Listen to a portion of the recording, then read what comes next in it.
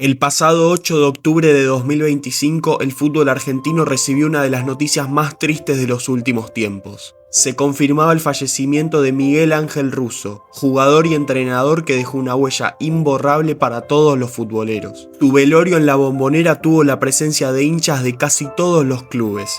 Gente de Estudiantes, Central, Boca, Lanús, Vélez, pero también de San Lorenzo, River, Independiente y muchos más. Posteriormente vimos una jornada de partidos del torneo Clausura en donde no hubo ninguna cancha en donde no se le haya rendido homenaje. ¿Cómo se explica el profundo respeto que se ha ganado Miguel Ángel Russo por parte de todo el fútbol argentino? Durante este informe intentaré explicarlo, repasando sus casi 40 años de trayectoria, sus incontables éxitos, los 5 clubes donde fue campeón y todos los detalles de una persona que merece ser recordada y honrada a lo largo y ancho de todos los rincones futboleros de la República Argentina.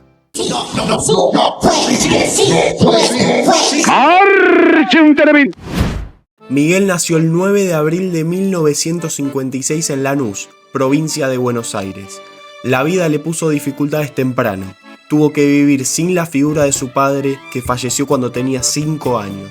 La contención de su madre y de su abuela fueron fundamentales, como también lo fue el fútbol. Jugaba por las calles de Villa Diamante, barrio donde nació, y ya con 13 años iba a los torneos por plata en distintas zonas de Lanús. Con 15 años captó la atención de Pascual Orondo, ojeador de Estudiantes de La Plata, que decidió ofrecerle una prueba en las inferiores. Miguel quedó y comenzó así una historia de más de 20 años defendiendo los colores del León. Tras destacar en las juveniles, Carlos Salvador Vilardo detectó su talento y el 17 de noviembre de 1975, por la 16ª fecha del Nacional, debutó en la primera de Estudiantes con 19 años en un empate frente a San Martín de Tucumán. Se consolidaría como titular en 1977 y no soltaría el puesto por más de 10 años. Miguel era un 5 clásico, de marca y aguerrido, que actuaba como el sostén que hacía que nada se desequilibrara. En el año 82 el Pincha formó un grandísimo plantel, donde se destacó la mitad de la cancha que integraba a Russo junto a Troviani, Ponce y Alejandro Sabela. El equipo de Vilardo peleó mano a mano el campeonato metropolitano frente a Independiente y se terminó consagrando en Córdoba para gritar campeón del fútbol argentino después de 15 años. En 1983, con Eduardo Luján Manera al frente, llegaría el bicampeonato tras ganarle nuevamente a Independiente. Russo volvería a ser el 5 de aquel equipo y lograba su segunda estrella con el Pincha, siendo uno de los pilares del equipo. Sus destacadas participaciones hicieron que Vilardo, ya como entrenador de la selección argentina, lo eligiera como su 5 titular de cara a las eliminatorias para México 86. Fue titular en todo el proceso, llegando a marcar su único tanto en la albiceleste ante Venezuela. Consumada la clasificación a México a principios de 1986, un accidente doméstico le generó una lesión de rodilla que lo obligó a ser operado. Russo hizo un gran esfuerzo para estar pleno físicamente para la cita mundialista. Parecía que todo marchaba bien, pero en el momento de presentar los 22 jugadores, Vilardo no dijo su nombre.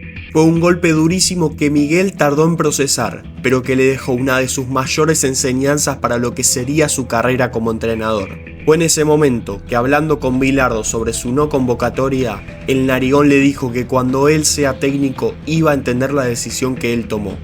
Y Miguel comprendió que el fútbol son momentos y son decisiones. Siguió jugando 2 años más en Estudiantes hasta que a mitad de 1988 tomó la decisión de colgar los botines, tras 13 años defendiendo la camiseta del Pincha en más de 400 partidos, y pasando a ser parte del selecto grupo de futbolistas que solo han defendido un escudo a lo largo de toda su carrera. Russo se formó como jugador y persona bajo la filosofía de Estudiantes, una escuela de ganadores y de personalidades fuertes. No se puede entender al Russo director técnico sin tener en cuenta su formación como futbolista, que forjó una persona dispuesta a sortear todo tipo de adversidades con tal de lograr el único objetivo: ganar. Ni 2 años tuvieron que pasar para que Russo vuelva al fútbol, pero esta vez como entrenador, una profesión que siempre le atrajo y en la que estaba dispuesto a incursionar. Y como si fuese obra del destino, el lugar que le abrió las puertas para poder tener su primera experiencia fue el club de su ciudad, Lanús. Pero Miguel no llegó a la institución modelo que es hoy el equipo del sur. Llegó a un club que era un caos institucional y deportivo, que no jugaba en primera hace 13 años y que deambulaba por el ascenso sin rumbo. El primer día de Russo en el club, un grupo de 8 dirigentes lo acompañó a que conozca el plantel de primera. Solo habían 7 jugadores. El desafío era enorme para un entrenador de 33 años, pero Miguel ya desde su primer día demostró quizás su mayor cualidad, la de llegar a un lugar en crisis y con tranquilidad, sacrificio y trabajo sacarlo adelante. Miguel tenía el desafío no solo de devolver a Lanús a primera, sino de construir una estructura de fútbol que hasta ese momento no existía. El campeonato del Nacional B de 1989-1990 comenzó esquivo para el Grana, ganando solo 2 de las primeras 10 fechas.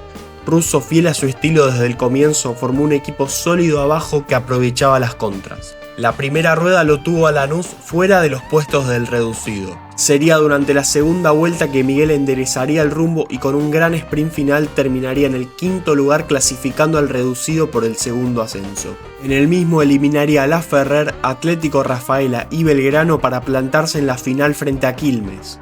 La ida en la Fortaleza fue para Lanús 2-1, pero en la vuelta el cervecero vencería 1-0, por lo que el ascenso se tenía que definir por penales. Quilmes cerró 2 de sus tiros y en los pies de Villagrán, Lanús convertía el 4-2 en la tanda que devolvía al equipo del sur a la primera división del fútbol argentino. En su primer año, Russo lograba un ascenso inesperado para propios y extraños.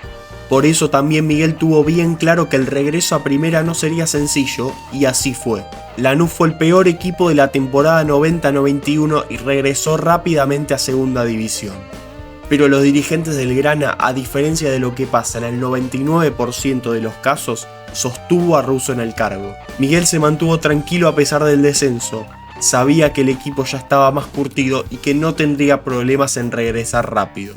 Y Lanús dominó de principio a fin la categoría para consagrarse campeón de la B Nacional y consolidar de manera definitiva el proyecto iniciado 3 años atrás. En la vuelta primera el Grana cumplió con creces el objetivo y se mantuvo alejado de los puestos del descenso, y hasta llegó a pelear el campeonato de la Apertura 1993. El objetivo de Russo ya estaba cumplido. Lanús había vuelto a ser un equipo de primera, pero más importante que eso, había vuelto a ser una institución ordenada y con un proyecto serio. Los 30 años siguientes serían reflejo de esto.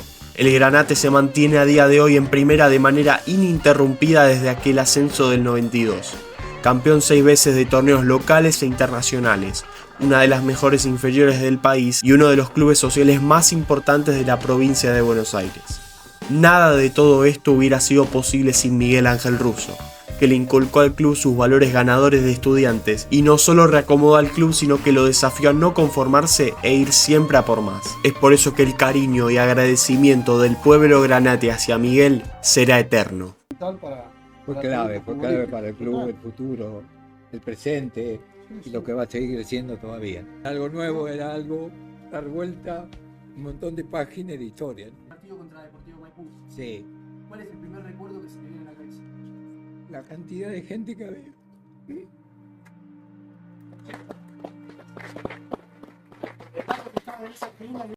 El 21 de agosto de 1994 quedó marcado como uno de los días más tristes de la historia de Estudiantes de La Plata. Tras empatar 3-3 frente a Lanús, se consumaba el segundo descenso de la historia del club.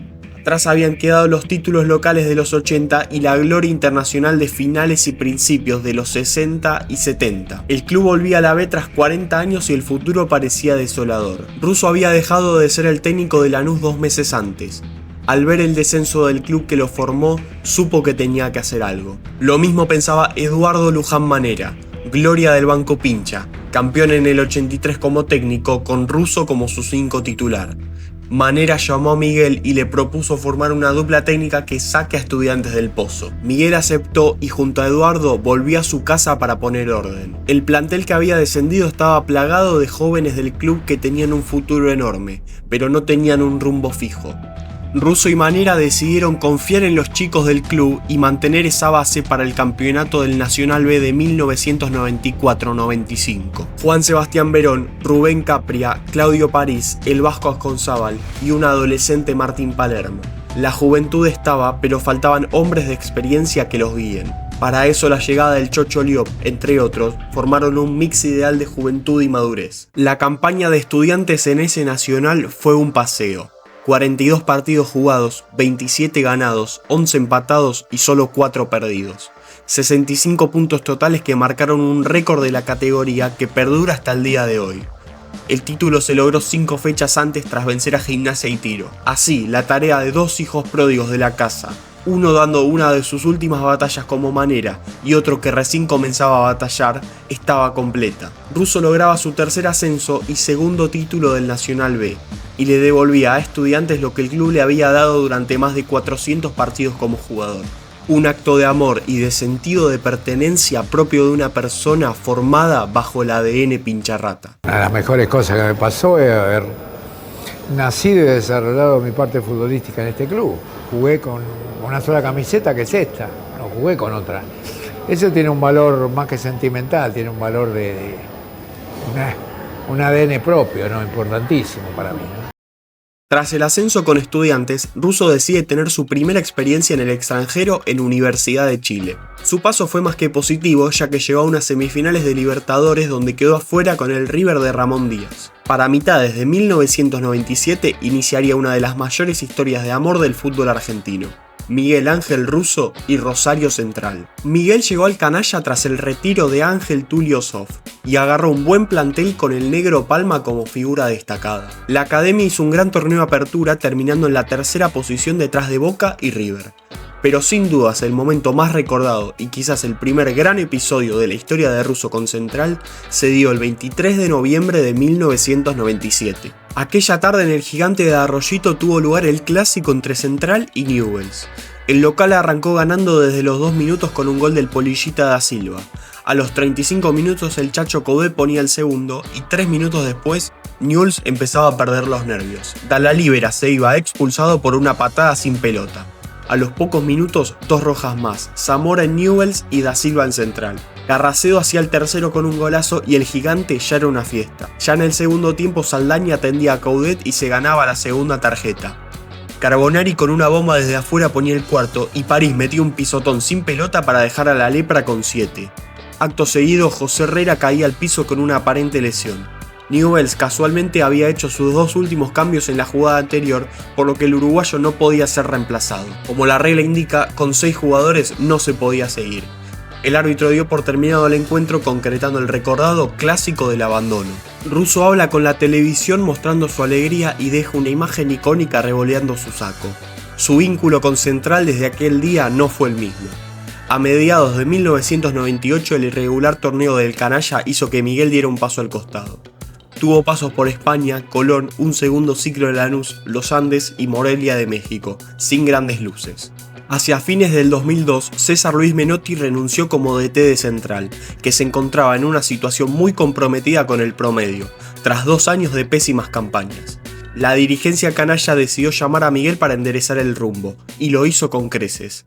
Luego de terminar el Apertura 2002 con malos resultados, Miguel preparaba un Clausura 2003 donde Central se jugaba la vida. Iniciaba el torneo descendiendo por promedios y debía ser prácticamente una campaña de campeón si quería mantenerse. Encontró una delantera impresionante protagonizada por Lucho Figueroa y el Chelito Delgado. Sumado a volantes de juego como Mesera y Gustavo Barros Esqueloto, con Carbonari liderando la defensa y 2 laterales jóvenes como Loncho Ferrari y Emiliano Papa. Así Central hizo un verdadero campañón, siendo protagonista del campeonato, perdiendo apenas 2 partidos, goleando en el clásico 3-0 y finalizando cuarto en la tabla de puntos, pero principalmente 16º en la de promedios, zafando no solo del descenso directo sino también de la promoción. Miguel logró formar un equipazo que tenía como objetivo quedarse en primera y se terminó clasificando a la Copa Libertadores. Fue aquí donde el cariño del pueblo canalla hacia él pasó a ser especial. Miguel se enamoró de Rosario y de la gente de Central, para formar un vínculo eterno. Continuó al mando del equipo hasta la eliminación en Libertadores a manos del San Pablo, con un equipo que volvió a ser protagonista y dejó de sufrir las tablas de abajo. La historia Russo Central puso una pausa, pero lo más grande todavía estaba por llegar. El 12 de diciembre de 2004 Vélez empató frente a Arsenal 1-1 en Liniers de manera insólita, dejando pasar la oportunidad de salir campeón de la Apertura. Aquel día el Amalfitani fue un infierno. Los hinchas se enfurecieron por la chance desperdiciada y fueron a buscar a los jugadores al vestuario, generando todo tipo de incidentes. Se cumplían ya 7 años del último título del Fortín y sus hinchas, acostumbrados a la gloria de los 90, estaban hartos. Mariano Fanesi se vio obligado a renunciar y parecía difícil encontrar a alguien dispuesto a agarrar ese fierro caliente. Pero si había alguien que los fierros no le quemaban, era Russo. Miguel recibió el llamado de Pistola Gámez, presidente del club, y no dudó en ponerse el buzo del Fortín para el Clausura 2005. Sin embargo, el hincha de Vélez miró de reojo la designación. Desconfiaban de que un hombre del palo bilardista entendería lo que necesitaba un club como Vélez, que venía de ser campeón por última vez bajo la doctrina bielcista. Miguel, como siempre, se mantuvo calmo. Al iniciar la pretemporada, Gámez le pidió que le dé una lista de refuerzos y una con aquellos jugadores que debían irse. Miguel contestó que no necesitaba a nadie y que el plantel se mantenía como estaba. Respaldó fuertemente al Gato Sessa, el principal apuntado tras el partido de Arsenal. Encontró en Fabricio Fuentes el líder y caudillo de la defensa. En el medio, un joven Leandro Somoza fue el encargado de ser el equilibrio del equipo.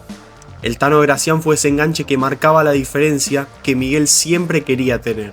Y arriba, un goleador que estaba en su mejor momento como Rolando Zárate, acompañado de Lucas Castromán. Un volante que Russo, con su ojo de vidente, puso de delantero y se cansó de hacer goles. Sumado a los siempre presentes chicos de la fábrica velezana, como Marcelo Bravo, el Burrito Martínez, Fabián Cubero y un adolescente Mauro Zárate. El Vélez de Russo se formaba sin que se modificara nada respecto al año anterior. Al equipo le costó arrancar, pero cuando lo hizo fue imparable. Con Zárate y Castromán haciendo goles todos los partidos y con una solidez en defensa característica del equipo de Miguel, el 26 de junio un Amalfitani vestido de gala vivió una fiesta de fútbol.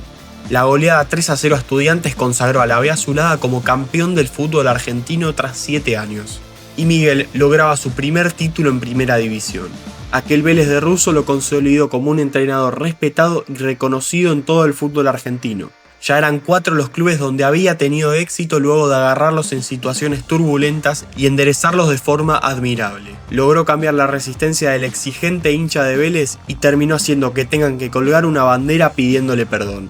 La reputación de Miguel ya era cosa seria.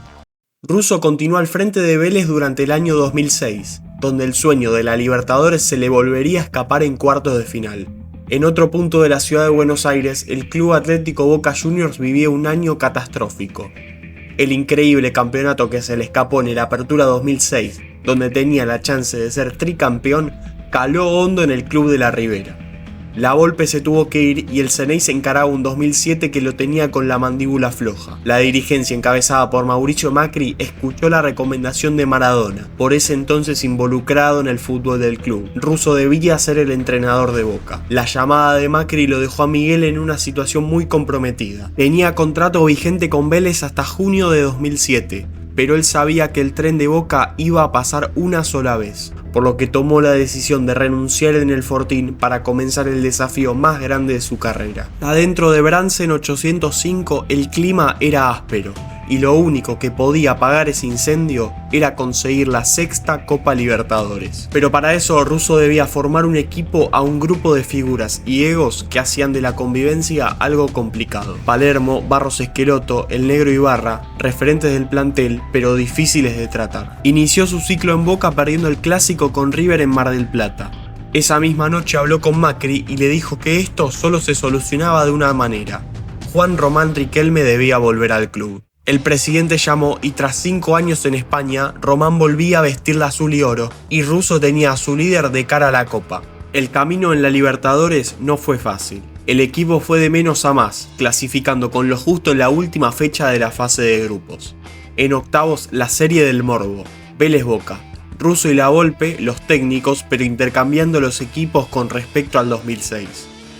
Boca logró golear 3-0 en la ida y le alcanzó para pasar a pesar de perder 3-1 la vuelta en Liniers. En cuartos empató en 1 en Paraguay ante Libertad y logró vencer 2-0 en la Ribera. Las semifinales ante el sorpresivo Deportivo Cúcuta siguen siendo recordadas. Tras perder 3-1 la ida en Colombia, una Bombonera envuelta en niebla vivió una remontada épica donde Román lideró al Ceneice al 3-0 y la clasificación a la final. Y fue en esta última instancia frente a Gremio donde menos sufrimiento hubo. Un 3-0 contundente en Buenos Aires y una exhibición de Román en Porto Alegre sentenció el 5-0 en el global. Boca lograba la 6ª Copa Libertadores de su historia y Miguel Ángel Russo alcanzaba la gloria del fútbol sudamericano y se sentaba en la mesa de Lorenzo y Bianchi como los únicos 3 entrenadores campeones de América con Boca. Si bien todos los flashes de aquel título fueron para Riquelme, por el nivel superlativo que tuvo, Miguel fue fundamental ordenando y tocando las teclas justas ante un vestuario complicado. Decisiones en su momento controversiales, como dejar de tener en cuenta a Barros Esqueloto o poner de 5 titular a un joven Ever Banega, terminaron siendo decisivas para la sexta. La reputación de Russo tras aquel logro escaló enormemente. Sin embargo, la segunda parte del 2007 fue difícil. Riquelme volvió a España tras su préstamo y la relación de Miguel con la dirigencia se desgastó, y tras perder la Intercontinental con el Milan decidió dar un paso al costado. Aquella primera etapa en el Xeneize fue corta, pero lo consolidó como un DT de renombre a nivel continental. En 2008 Miguel asumía en San Lorenzo y armaba otro equipo extraordinario, que se quedó a nada de campeonar en el Apertura, que el Cuervo perdió contra Boca en aquel recordado triangular entre ambos y Tigre, que tuvo su controversia ya que quien había terminado con mejor diferencia de gol había sido el San Lorenzo de Miguel. Russo estaba en la cresta de la ola, y tras la salida de Basile de la selección a fines de ese 2008, su nombre se puso en la mesa de AFA. Según el propio Miguel, el 18 de noviembre a la noche recibió el llamado diciendo que él era el elegido y se fue a dormir siendo el DT de la selección. Cuando se despertó el 19, el teléfono volvió a sonar y le comunicaron que se había dado marcha atrás. Pocas horas después, Diego Armando Maradona era anunciado como el seleccionador nacional. Como en 1986, la selección le volvía a ser esquiva, en una relación que parecía destinada a no ser. Tras su frustrado paso en la selección, Miguel siguió en San Lorenzo, pero un mal inicio en el 2009 hizo que dé un paso al costado. Por otro lado, en Rosario, Central penaba nuevamente por la permanencia. Ni Vitamina Sánchez, ni Gustavo Alfaro o Mostaza Merlo le encontraban la vuelta al canalla. A 9 fechas del final y con el equipo en zona de descenso, llegaba el salvavidas Miguel para iniciar su tercera etapa en el canalla. En esta ocasión Miguel no pudo evitar jugar la promoción y la academia se debía jugar la historia en un mano a mano frente a Belgrano de Córdoba. En la ida, un solitario gol de Jesús Méndez le dio la ventaja Central. La vuelta, 4 días después, estuvo cargada de tensión, pero el empate 1-1 aseguró la permanencia. Miguel lo lograba, otra vez, pero el descalabro institucional del canalla hizo que decida irse entendiendo que no había manera de arreglar ese quilombo. Y en efecto, un año después, Central volvía a jugar la promoción, pero esta vez tras el 0-3 frente al Boys en Arroyito, descendía el Nacional B. En su primer año en segunda división el equipo fue una lágrima, terminó en mitad de tabla lejísimos del ascenso, pero en la 2011-2012 el equipo peleó el campeonato hasta el final. Llegó a jugar la promoción, pero no pudo vencer a San Martín de San Juan. Un gigante del interior parecía estar condenado a no volver al lugar que le correspondía. Por su parte, Russo había tenido discretos pasos por Racing y en su segundo ciclo en Estudiantes. Para la temporada 2012-2013 llegó por cuarta vez el llamado de Rosario, y Miguel se decidió. Como había hecho en sus inicios como entrenador en Lanús y Estudiantes, agarraba al canalla en la B Nacional con una única misión: sacarlo de ahí. La tarea, sin embargo, fue muy ardua. Las primeras 12 fechas de aquella campaña fueron un espanto. Ganó solo 2 partidos, estaba lejos del ascenso y parecía que Russo no le encontraba la vuelta. Pero Miguel, con su tranquilidad que lo caracterizaba, fue encontrando el equipo. Con Caranta en el arco, 2 buenos laterales como Ferrari y Delgado, volantes de juego como Méndez y Encina y arriba un gran goleador como Javier Toledo. Tras ganar en Varela ante Defensa en la fecha 13, el equipo fue imparable. Ganó 12 partidos seguidos y se trepó a la cima del torneo, de la cual no pudieron bajarlo. El 19 de mayo, tras golear 3-0 a Gimnasia de Jujuy de visitante, Central lograba el ascenso a la primera división. Russo lo hacía de nuevo, lograba su tercer título en la B Nacional y devolvía a un grande al lugar que merecía. Si el cariño del pueblo canalla tras sus primeros pasos, donde lo salvó del descenso, ya era grande, al consumarse el ascenso, el nombre de Russo comenzó a perfilarse dentro de la mesa chica de grandes ídolos de la academia. Sabía, esta gente sufrió mucho no ascender, llega el club en un momento difícil, muy complicado, bueno, ahora seguimos, esto Central es así, los que Me confiaron y mi hija, me está viendo en Buenos Aires, Nachito, tiene la suerte de disfrutar. Chao, Miguel, chao, chao. Tras el ascenso con Central, Russo dirigió durante el 2014 al Canalla, pero terminaría renunciando hacia fines del mismo por una mala campaña. Tuvo un segundo paso por Vélez donde tampoco le fue bien. Volvería a dirigir en 2017 en Millonarios de Colombia, donde se daría uno de los episodios más emocionantes que se recuerden en el fútbol sudamericano. El 31 de julio de aquel año le detectaron a Miguel un cáncer de próstata. Fue intervenido quirúrgicamente y atravesó largas sesiones de quimioterapia, pero en ningún momento dejó de dirigir. Mientras atravesaba y trataba la enfermedad, llevaba a Millonarios a la final del torneo Finalización, nada menos que en el clásico de Bogotá frente a Independiente Santa Fe. Miguel, visiblemente deteriorado por la quimioterapia y pese a las recomendaciones médicas, se hizo presente en la final del 17 de diciembre y dio la vuelta olímpica. Una muestra de lo que representaba para él el fútbol.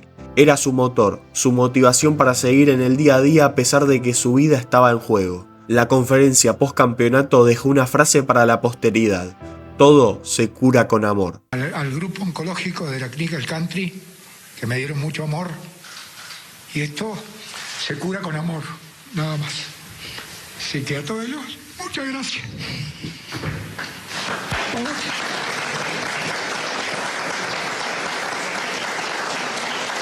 Para finales de 2019, Boca vivía uno de los peores momentos de su historia moderna. Se cumplía un año de la final en Madrid, donde se le escapó la séptima Libertadores a manos de su clásico rival, y se repetía la historia en las semis de ese año. La dirigencia de Angelici llegó a su fin y los socios decidieron que haya un cambio de rumbo. La fórmula de Jorge Amor Ameal junto a la llegada de Juan Román Riquelme como vicepresidente y encargado del fútbol tenía la complicada tarea de revertir una historia reciente que lo tenía el Xeneize a la sombra de su rival de toda la vida. Riquelme asumía como dirigente en medio de una lucha mano a mano entre Boca y River por la Superliga 2019-2020. A la cual le quedaban 7 fechas por disputarse. Tomó la rápida decisión de destituir a Gustavo Alfaro y llamó al hombre que lo había conducido durante la última Libertadores del Xeneize. Román entendía que Miguel Ángel Russo era el entrenador que podía arrebatarle ese título al River de Gallardo y darle una alegría que venía siendo esquiva al pueblo bostero. Russo agarró un equipo ya conformado y consolidado, al que solamente le faltaba un empujón de confianza y tranquilidad, y él se lo dio. Sin embargo, el River de Gallardo era una máquina de ganar imparable. A falta de 2 fechas, el millonario tenía una ventaja de 3 puntos. En la anteúltima, Boca ganó en Santa Fe y debía esperar que River no gane de local ante Defensa. De lo contrario, el panorama sería complicado. Sorpresivamente, River no pasó del empate ante el Halcón, dejando la chance de sentenciar casi definitivamente el título. Sin embargo, de cara a la definición, todo seguía en manos del millonario. Si le ganaban a Atlético Tucumán, eran campeones.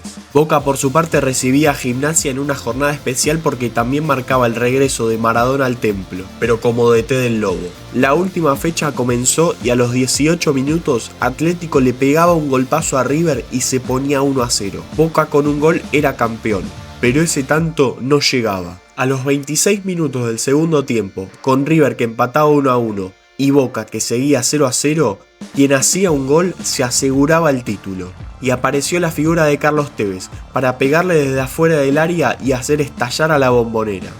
Boca ganaba y era campeón. River no pudo ganarlo en Tucumán y cuando se marcó el final en el José Fierro, Boca se consagró campeón del fútbol argentino. El plan de Román con Russo salía a la perfección. Miguel, tras 13 años fuera del club, le bastaron 7 partidos para volver a ser campeón con el Xeneize, y su idolatría se magnificaba aún más. La pandemia frenó a un Boca que parecía haber renacido post-Madrid. La eliminación con Santos en Libertadores post-Covid fue un golpe difícil para Miguel. Sin embargo, en el plano local logró otro título en la Copa Maradona. Y más importante que eso, su segundo ciclo en Boca estuvo marcado porque logró revertir el panorama frente al River de Gallardo. Con aquel título de Superliga y con 2 eliminaciones en partidos mano a mano que equilibraron la balanza en lo que venían siendo años de dominación millonaria. El ciclo de Miguel terminaba luego de la polémica eliminación de Copa en 2021 1 frente a Mineiro, pero el agradecimiento por haber torcido la historia será eterno por parte de todo Bransen 805.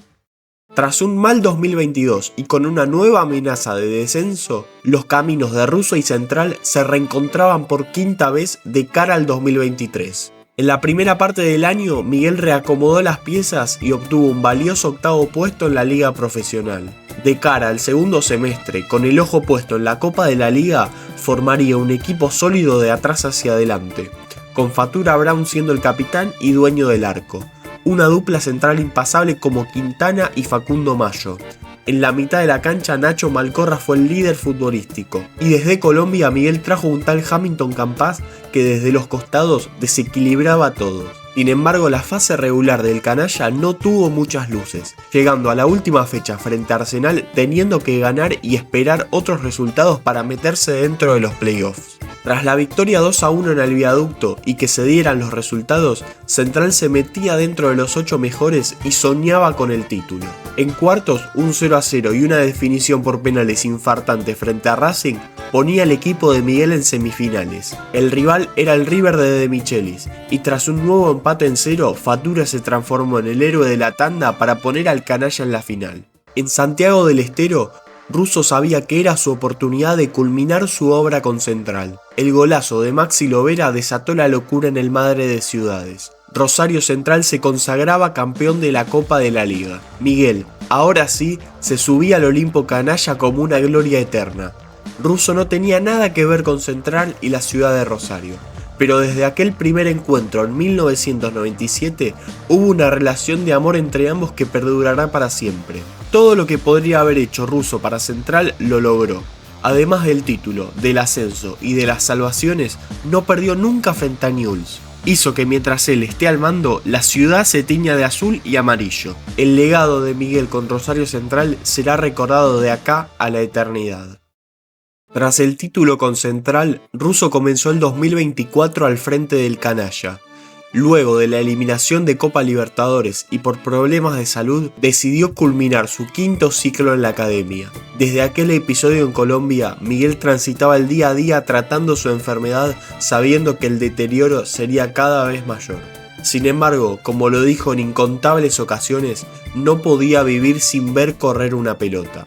Es por eso que a fines del 2024 iniciaría su 2º ciclo al frente de San Lorenzo de Almagro. Un club, como lo solía agarrar Miguel, envuelto en un caos institucional y dirigencial. Y como a lo largo de sus 35 años como entrenador, logró arreglarse con poco y formar un equipo competitivo que peleó el campeonato llegando hasta las semifinales del Clausura 2025. Sin apenas refuerzos o jugadores de renombre. Pero Miguel, ya visiblemente deteriorado de su enfermedad, tenía claro dónde quería dar su última batalla. Tras algunas semanas de especulación y consumada la eliminación de San Lorenzo, se anunció su 3er ciclo en Boca. Tras hablar con su amigo Riquelme, este le cumplió el deseo de dar su último baile al mando del club de la Ribera. Miguel asumió para jugar el Mundial de Clubes, donde hizo papeles dignos frente a los europeos Benfica y Bayern, aunque el empate frente al Oakland manchó aquella participación. Tras el regreso de Estados Unidos, la salud de Miguel se agravó de manera repentina. Comenzó a faltar a entrenamientos y partidos, pero como podía, quería seguir pisando el verde césped. Sus últimos 2 partidos dirigiendo fueron en cancha de Rosario Central y Boca, 2 clubes que se ganaron un lugar enorme en el corazón de Miguel. Pasaron los días y Russo seguía internado en su casa mientras la incertidumbre crecía, hasta que llegó la noticia. El 8 de octubre se fue un señor, con todas las letras. Más allá de todos sus logros, Russo se ganó una reputación en base a la enorme persona que fue. Nunca tuvo excesos, ni faltas de respeto hacia rivales como Newell's, Gimnasia o River. Nunca tuvo grandes conflictos con jugadores. Siempre cuidó a sus dirigidos frente a la prensa y sabía las teclas que tenía que tocar para sacar lo mejor de cada uno. Se fue una persona que vivió por y para el fútbol y que merece ser recordada y respetada. Desde este humilde lugar solo nos queda decir gracias, Miguel. Hasta acá este informe homenaje a una persona que sin dudas se lo merecía. Si llegaste hasta el final te agradezco muchísimo y te pido que nos apoyes con un like y suscribiéndote al canal. Si querés dejar un comentario diciendo qué representa para vos Miguel Ángel Russo, te vamos a estar leyendo. Te invito también a seguirnos en nuestras redes, donde vas a encontrar mucho más contenido sobre fútbol argentino. Esto es todo por ahora, pero vendrá muchísimo más. Gracias y nos vemos la próxima.